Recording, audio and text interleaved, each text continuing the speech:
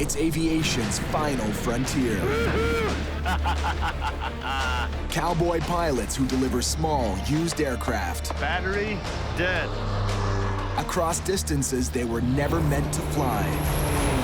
The joys of Arctic travels. To the most isolated spots on the planet. Losing an engine over the jungle is definitely something that you want to avoid. Weather is the enemy. Dude, that is lightning. That risk is real and it's waiting for you. But as long as there's money and fuel to burn, If it has wings, we'll fly it. they'll live to fly another day.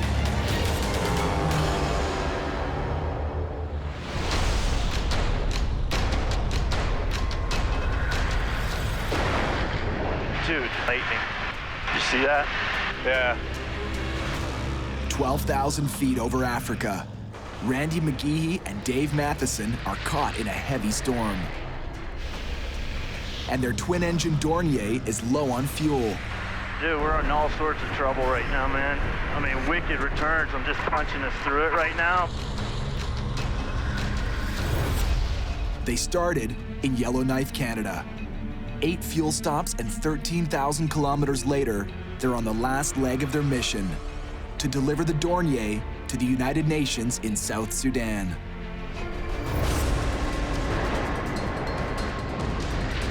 This thing just came out of nowhere. A storm eats up fuel. Randy and Dave have asked permission to fly around it. But in this part of Africa, nothing's that simple.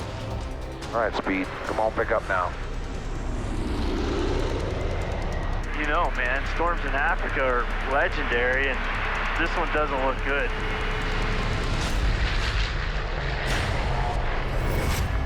When they left Egypt, they already knew fuel would be tight on this long last leg of their trip. All right, man, fuel's critical. We need to take off. Summit 202, request take position. We're ready to take off. Negative. All right. Air traffic controllers refused to let them take shortcuts over conflict zones. Is there any chance you could approve us direct? Negative. What a dick. I say again, we will be fuel critical. It is imperative we get a straighter line than this.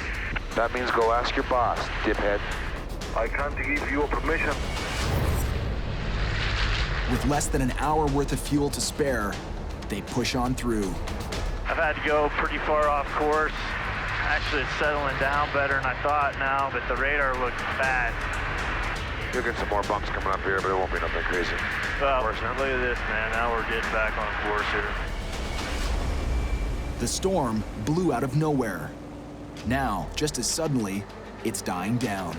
It's gonna be awesome, man. We're gonna land in Juba, the newest country in the world after coming from the Arctic. It's pretty cool, man. Totally. 6 years of work to get this thing to Juba. The Dornier 228 is a heavy hauler that can land on the worst African dirt airstrips. I'll be excited once we get there.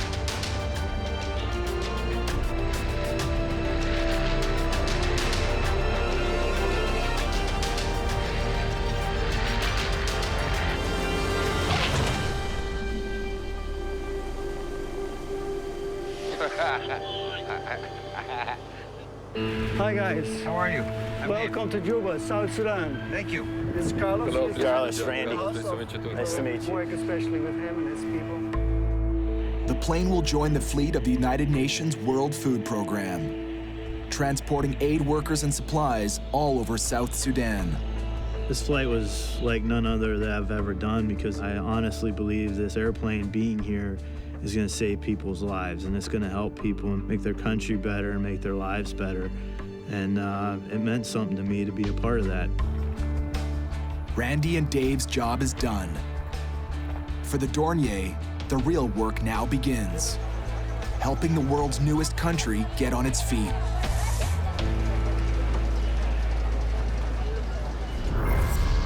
Back in the US, on the east coast of Florida, Guaranteed?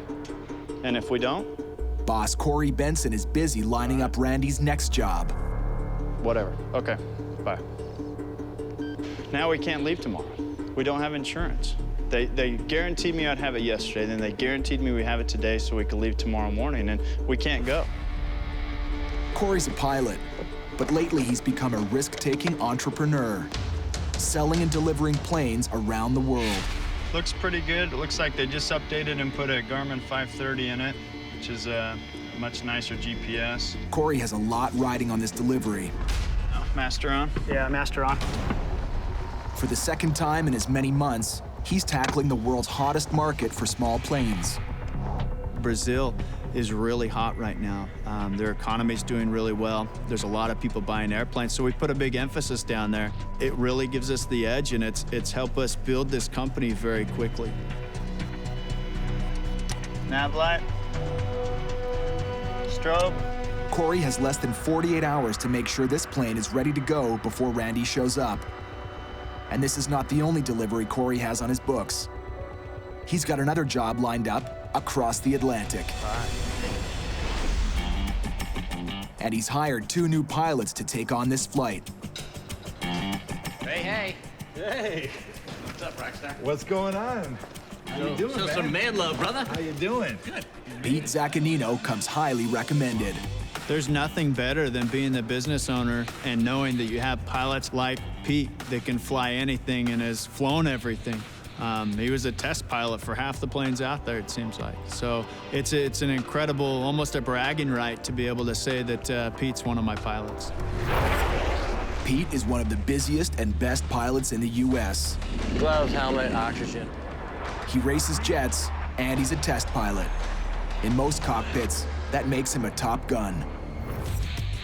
Pete will be flying this mission with Brad White, a younger pilot with less flying time, but eager to learn. If there was anyone that I could say in my career that could be a mentor, it would be him. Because he's done more, he's flown more airplanes than anyone I've ever flown with. But for veteran Pete, there's a dark cloud hanging over this mission. What happened at Reno? This is nuts, man. Yeah, it was bad. Friend of yours? Yeah, I knew Jimmy. It was a bad Did you? deal. Yeah. 4 days ago, at an air show in Reno, Nevada, Pete witnessed a very personal tragedy.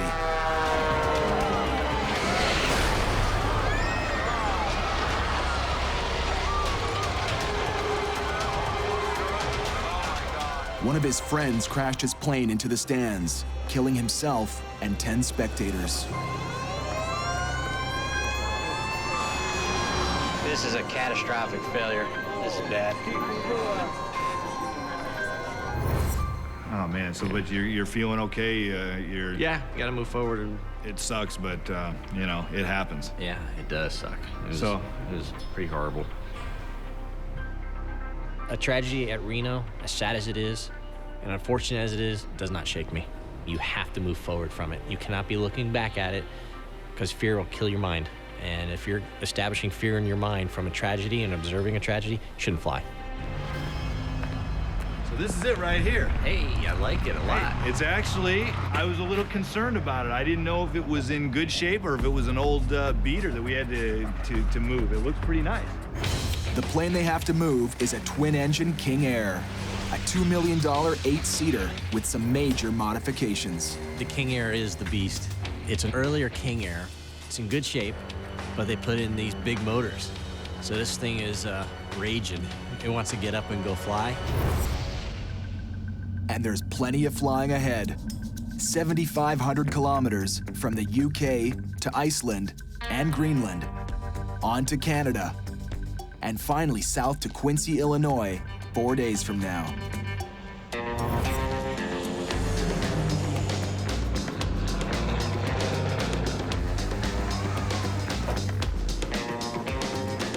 And our flaps are up. Those are some white cliffs. Those are some white cliffs. Did you ever think you'd be in the King Air at 2,000 feet off the cliffs of Dover? I actually did not. I'm just saying. Kind of cool though. Oh, it's very cool. Cool to the west. But the sightseeing is cut short when Pete notices something wrong. Right fuel gauge is not reducing. Okay. This one's dropped down, where it's at. This one doesn't move. One of the plane's fuel gauges is still showing a full tank, but they've already been flying for half an hour. think we're going to cut our flight short. That is a good call. King Air 70, Quebec, Romeo, Roger. We're going to start our turnaround and return to shore. A faulty fuel gauge is bad enough, but Pete knows it could be a sign of a more serious problem.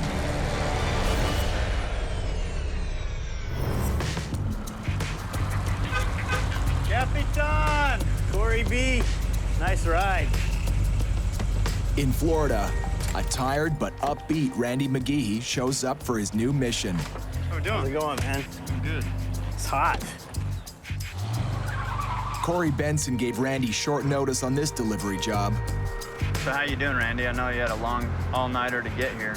Man, I haven't slept much. I haven't eaten for like 16 hours, but I'll be all right.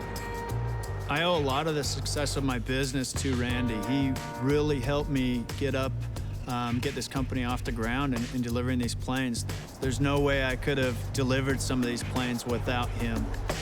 Plane looks good. It's just been this insurance nightmare. For the last week, it's been complete bull, but we finally have it settled, so we're ready to go. There she is. As Corey's designated expert pilot, Randy's job is to get the plane and its crew to their destination, alive. My part of that process is to move this airplane and make sure the airplane gets there safely. If we don't deliver the plane, we didn't do our job either. The plane is a 1991 Beechcraft Bonanza, a high-performance aircraft with a deadly reputation for killing inexperienced pilots. These are the doctor killers, huh? That won't be a problem for us because I barely made it out of high school, man, so. In the late 40s, the first Bonanzas came with a V-tail that reduced the drag on the plane. But the design also came with a high fatality rate.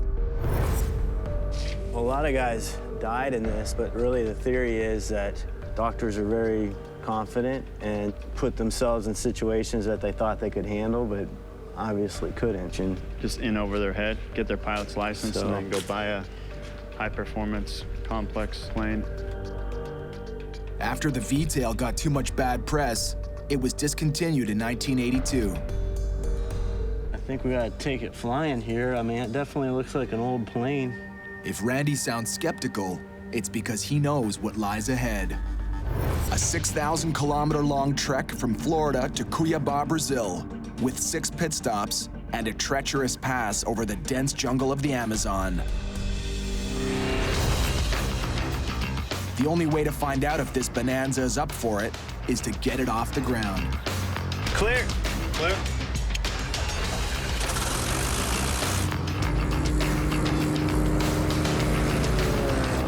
And we're off. El Capitan.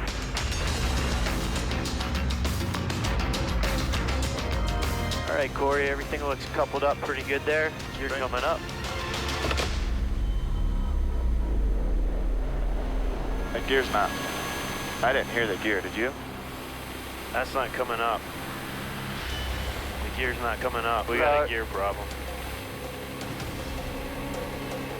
The landing gear should retract into the belly of the plane, but it won't budge. Is it stuck down? That doesn't make any sense. Rather it be stuck down than up, but this isn't good. Jammed landing gear is especially bad right now. Corey doesn't have time for repairs. The insurance issues already have him behind schedule. Dude, this is ridiculous. After all the other delays, we cannot have another delay. If this landing gear is a problem, I'm gonna be pissed. Hey man, I don't even want to hear about it right now. We gotta fix this problem and get it on the ground safely, and then we'll worry about the rest. So Oh, this just drop it. Dude. This isn't the first time Corey and Randy have butted heads over their competing agendas. We need to get going, though. We have to get it there tonight. If Randy thinks Corey is putting his deadlines ahead of crew safety, We don't have to do anything. he doesn't hesitate to pull rank on the boss. If it gets too late, we'll just have to stay. And Tower 91 Whiskey Echo would like to return for landing with the possible gear failure. Making that delivery deadline now looks impossible. This is ridiculous. I understand, man. Let's just get it on the ground here first.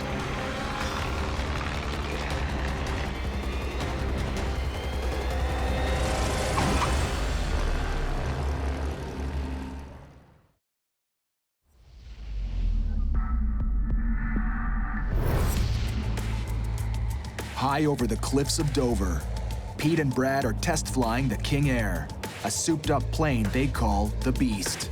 What's our fuel flow? 250. Yeah, a little under even. Getting it ready to fly all the way to Illinois. But Pete's just found a problem. Well, that fuel gauge definitely is not moving.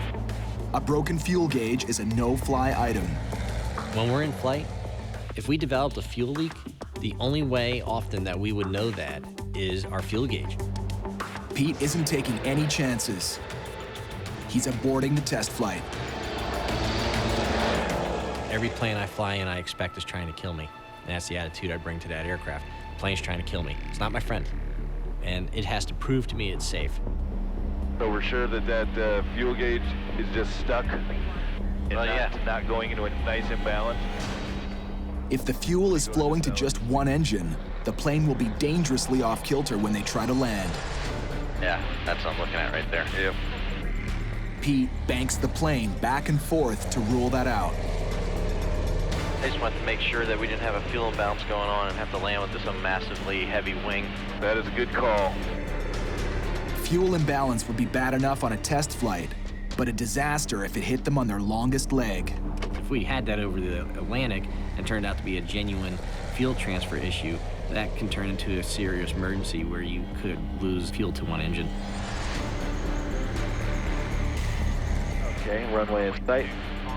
And we'll keep our eyes open for birds. Pete's first landing of the Beast is a rocky one. Not like that bird right there. Nope. He and Brad have a long list for the mechanics. Gear doors on the left side, the co-pilot's audio is poor, and the right fuel gauge is sticking at 685 pounds. And also, it was a crappy landing. The Beast handles a little bit differently than other King Airs because of the modifications. It's got bigger propellers up front, and that changes how it lands. It has a different feel to it. So I got a leash on it right now, but it still bites at my leg every now and then. Malcolm, what do you think for all those items to be up and running, ready to go? Well, we'll take a look at the fuel system straight away. Okay. The plugs, the socket's not going to be a problem. That's probably a connection there. We'll take a look now. Okay. And then Great. come up with a plan. Okay. Yeah. That sounds Great. good. The Beast will be a full day in the shop, a delay that won't sit too well with boss Corey Benson. I can't stress enough, guys, the urgency to get this plane to the new owner. He is needing this airplane extremely quickly for his business. Yeah, that's a Roger. I guess it's time to fly. Get that plane fixed. Let's get in the air. Roger that. 2 days later, Pete and Brad are back in the air, gunning for the airport in Reykjavik, Iceland. What do you think about coming in here at night?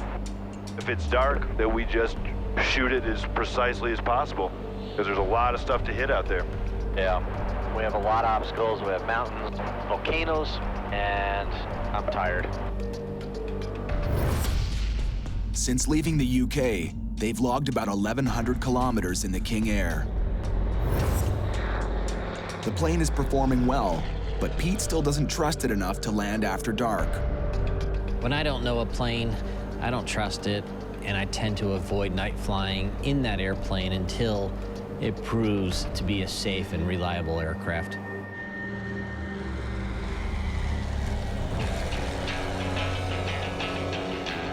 Well, what we're going to do is turn everything up as fast as possibly to make this plane go. Even 5 minutes faster to get there is going to help, and hopefully not land in the dark. Not the landing, it's all the obstacles and mountainous terrain. Pete opens up the throttle, pushing the King Air up to top speed.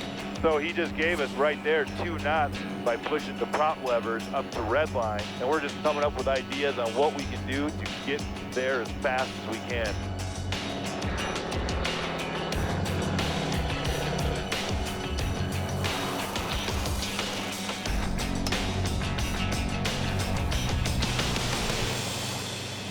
The red line strategy works.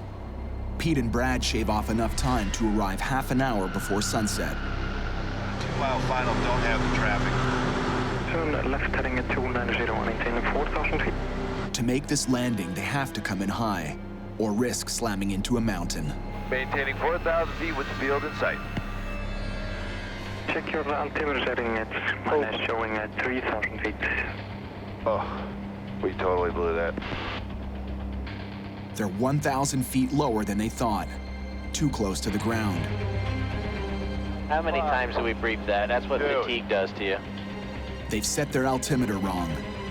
If it were dark, oh. After sundown, this simple mistake could have killed them both.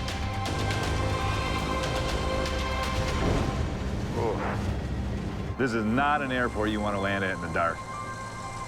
It can be a brutal journey, and fatigue is always a factor. You're flying through time zones every day. You're tired, you're eating in different places, you're at different hotels, and that adds to your fatigue.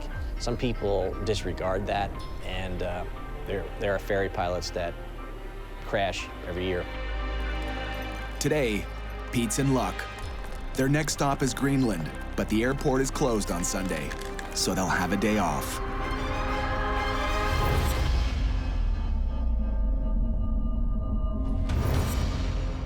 Almost 6,000 kilometers southwest, in Florida, Randy's worried that the plane he and Corey are flying to Brazil might have a serious problem. There we go. Access is the killer. Always is. The landing gear retracts perfectly, some of the time, but that's not good enough for Randy. No other red wire going to no, relay. White's up at pin number 5, and red is down.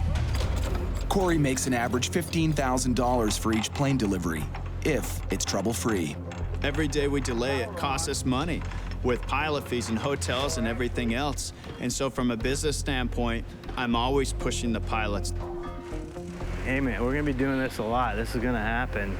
We just gotta, it's important to me too, but it's just part of the business. It's the part of the business that drives me freaking nuts.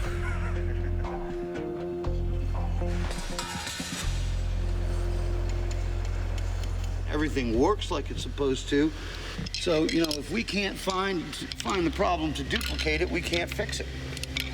You know, that's simple as that. You can't fix something that's not broken.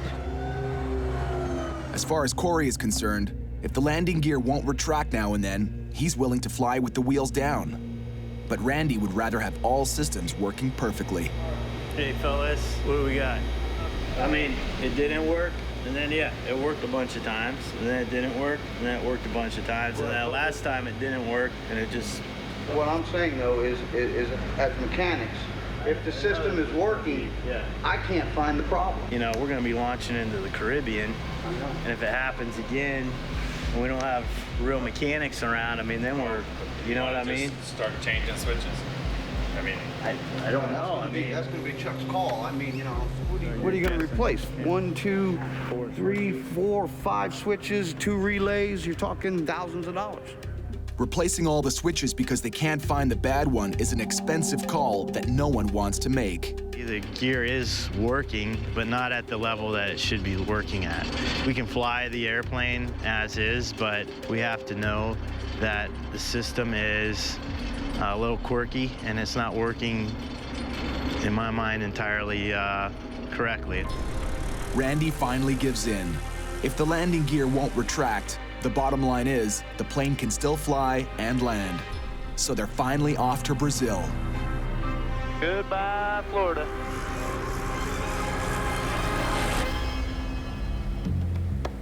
Are you comfortable? You look like you're pretty stripped up. Oh, yeah, stick up my ass. Well, I've known that since the first day I met you. Just let me know how you're doing. We just gotta make sure we don't get on each other's nerves. Well, you're always on my nerves. I just don't tell you. Yeah, man. I mean, I've been on the road 3 weeks straight before we even came into this, so it'd be nice to have at least one day down, you know?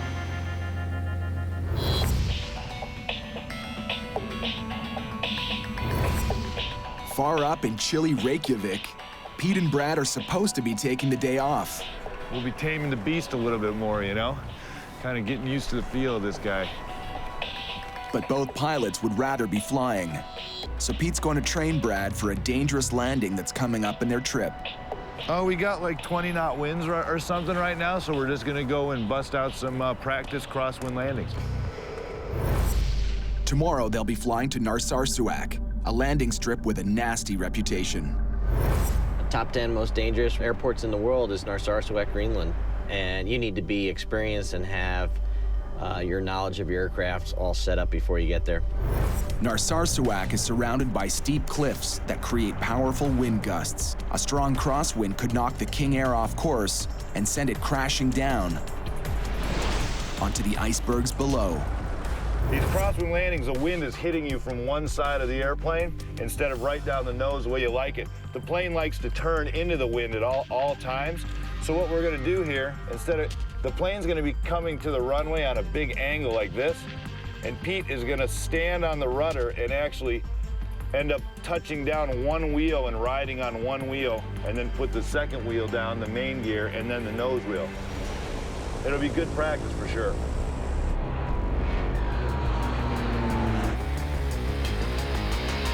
Okay, I'm gonna get your lights here for you, big dog. Thank you.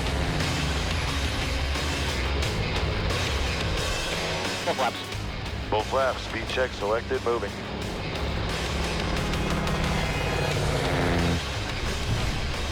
The first try for a one-wheel landing doesn't impress Brad. It kind of felt like they both touched at the same time. Well, you know what? You had this great slip going. It seemed right at the last minute you flattened it out. Had to put that wing down. That sucks.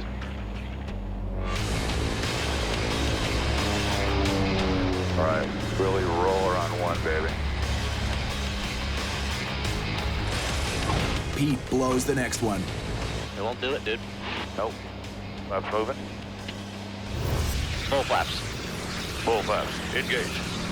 But number 3 does the job. Oh, that was buttery, dude. Yeah, baby. That was buttery.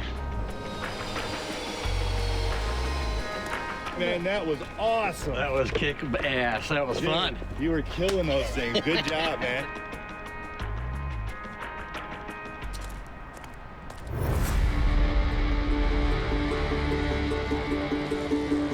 Today, Brad and Pete head for Greenland,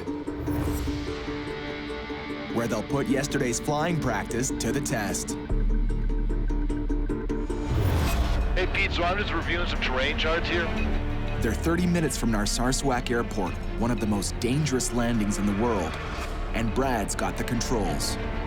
Could you give me a little rundown of what we might see? Yeah, we got an 8,000-foot glacier that we have to contend with, so we can't just descend down. Okay.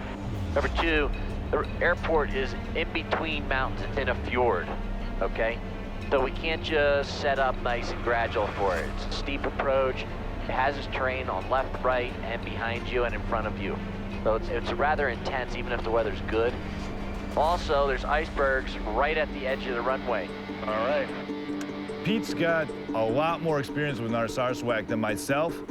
I'm familiar with mountain flying and treacherous winds and all that from my flying in Alaska, but the actual airport itself, they're all different. Doesn't matter where you've been, it's where you're going.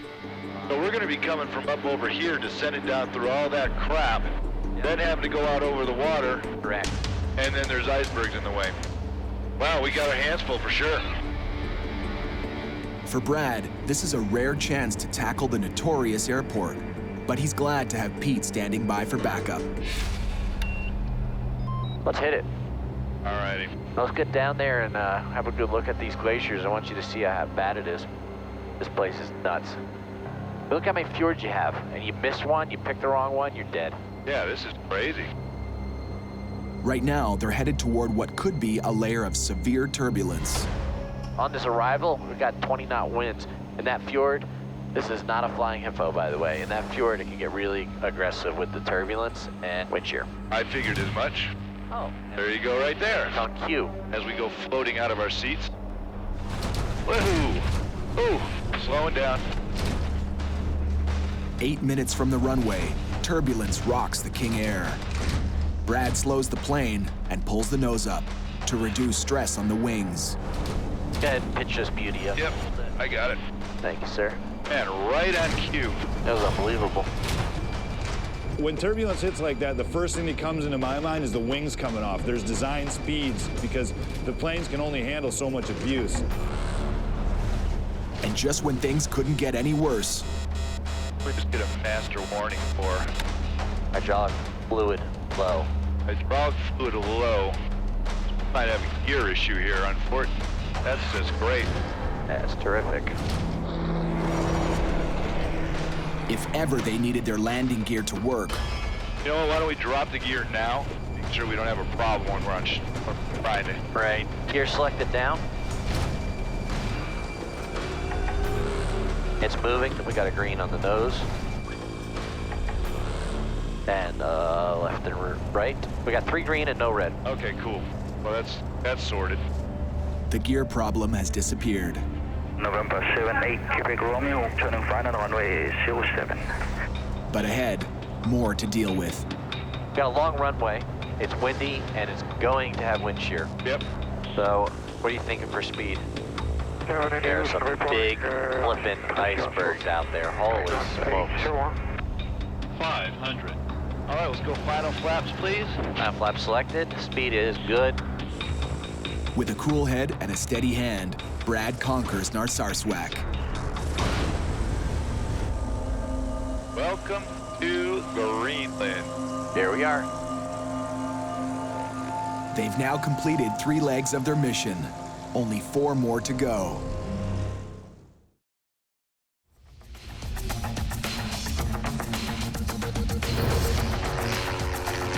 Far from the land of icebergs and glaciers, Corey and Randy fly over the turquoise Caribbean on their way to Brazil, with working landing gear that hasn't let them down so far. Yeah, there's a ton of people on that beach. Stay focused, but make it look good. Got a big audience down here in Hollywood.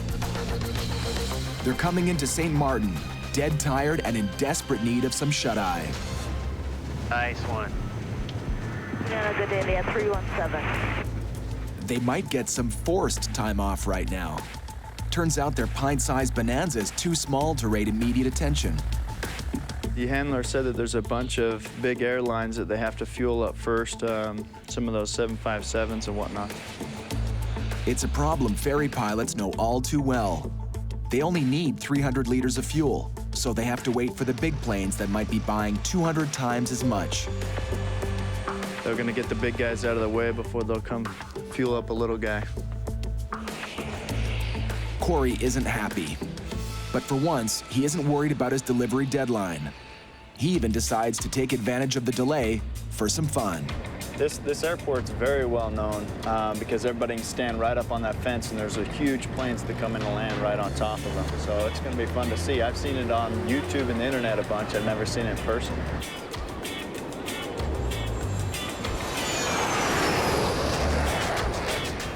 Here we go. Here we go. I like it. This is gonna be fun.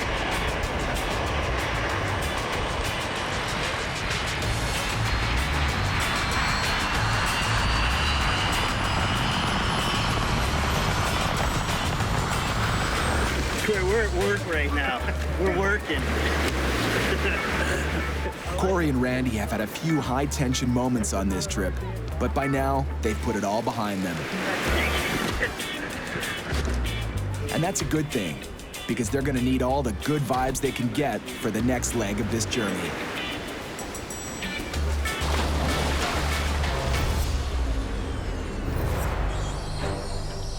In Greenland, Pete and Brad have just barnstormed their way through some serious turbulence. They're 1/3 of the way to delivering the King Air to Quincy, Illinois. Ready? Yes. While the plane is refueling, they check out the icebergs in the fjords near the airport. We're now taking a look at what's ahead of us. When we depart and head to Goose Bay, we'll be flying over a very extensive ice-packed field full of icebergs.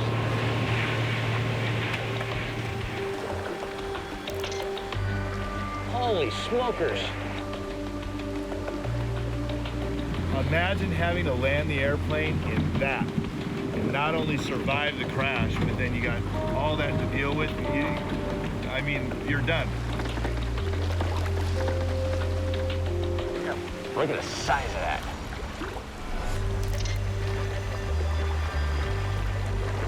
Being in Greenland reminds me a lot of Alaska, and I actually consider Alaska to be my home. With the mountains and with the glaciers, the animals, I actually got really homesick. Brad was a medevac pilot in Alaska. Now he flies as a contract pilot in Afghanistan when he's not ferry flying. He spends about 8 months a year in the air. Being a pilot is definitely difficult on home and family life. You're traveling all the time, and you lose a lot of friends and you miss a lot of good times with family. Let's roll. Canada, here we come. Brad and Pete are now on their last leg across the North Atlantic. They'll head to Quebec City and then onward to Illinois.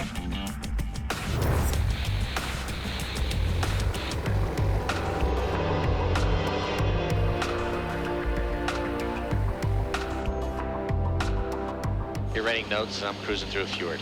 Yep. Are you kidding me? Is this boring? Brad's like, yeah, that's great. Look at the mountain. This is like an average day at work in Alaska, man. Here we go, the Alaska reference. Okay, when do we stop hearing those? Do I go back in Iraq for on and on? But we're not flying in Iraq. We're not in Alaska right now. I know, but it looks exactly the same. Minus the animals. It's a neat place. It's special. It is special. You're special. Oh, for the love of Moses.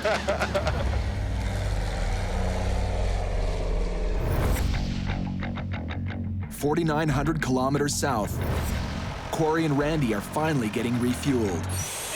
How are you doing? Can we get both tanks topped off? Full up? Yeah, thanks, buddy. And Corey's anxious to take off because they still have 4,000 kilometers of flying ahead over the Caribbean Sea and across South America to deliver the client's plane within 4 days. Hey, Corey. Yo. Yeah, let's get the hell out of here. You got her. Yeah, let's get out of here.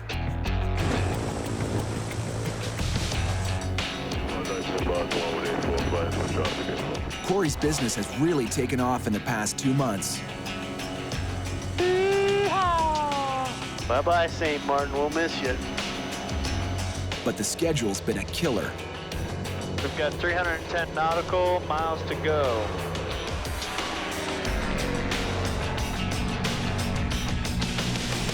I'm a little tired right now. We've had 3 long days, and we're constantly being challenged in one way or another.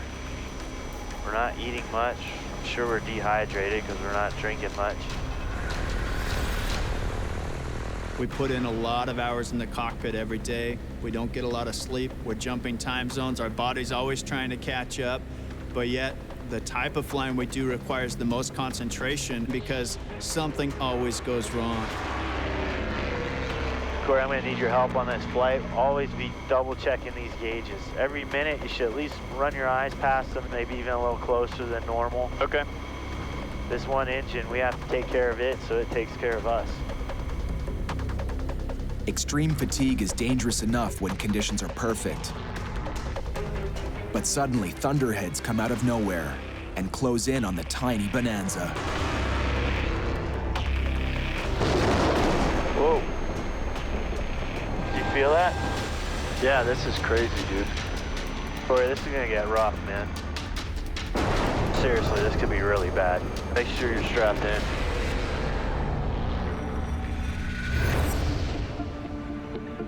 Up north in Quebec City, 78 Quebec Romeo. Pete and Brad are just landing. Like butter. Hey, how's it going? Good. Welcome to Quebec City. Hey, thanks. Back in cell phone range, Brad makes a call. We're ferrying this plane from England, and it turns out we're landing in Quincy, Illinois. He hasn't seen his mother in over a year. This may be his big chance. And I looked at the map, it's like 300 miles away, and I was wondering if there's any chance you could get down there. I never get to see my mom. She's living in Chicago, and we're taking this plane to Quincy, Illinois. I think it's about 300 miles, and I'm just kind of wondering if there's any way I can see her. You know, I'm getting a free ride there, so. But a severe weather system moving across the Midwest might put these plans on hold. We're up here. We got to roll all the way down here through all of this crap, 3 lows. This could be a real problem. This type of weather can be fatal. Yeah, this can take wings off. We need to get moving, like ASAP. Vámonos. Europe. Right away, they see that this has the makings of a major storm system directly in their path. That's a massive cloud in front of us. Yes, it is. We will not be going through that. I am going to request a heading. Deliver 8 Quebec Romeo. I'll have on course for you in about 7 or 8 miles once I get you past 3 scattered areas of heavy precipitation. Yeah, we're just going to talk to you about that. We're looking at it. It's quite significant. You can see all this red here. Obviously, red is not a good thing. It's painting the heaviest precipitation, and heavy precip comes out of thunderstorms. Air traffic control comes through, guiding them right around the thunderstorms to calm skies. There's the airport, I'm pretty sure. Airport's in sight. Now, they're closing in on the finish line. Quincy traffic to King Air, short final. This is low approach only 31. Okay, dude, 140 knots. 200 feet. Roger. Miles northwest, inbound for left downwind 31 Quincy. Guess what? We're in Quincy. There she is, taking photos. Brad rolls the King Air to a stop. And here's his welcoming committee.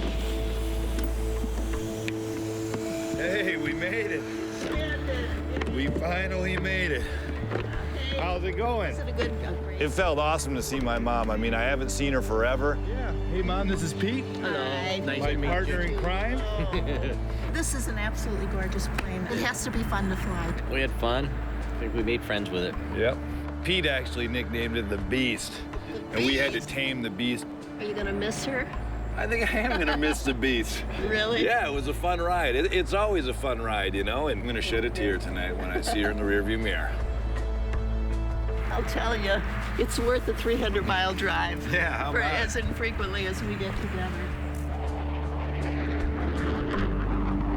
The King Air is finally home. After a tough 7,600-kilometer flight across one of the most challenging routes in the world. We're done here, and then we're off to the next flight. What that is, we don't know yet. It could be South America, it could be Russia, it could be China. Each one has new challenges. That's part of the excitement.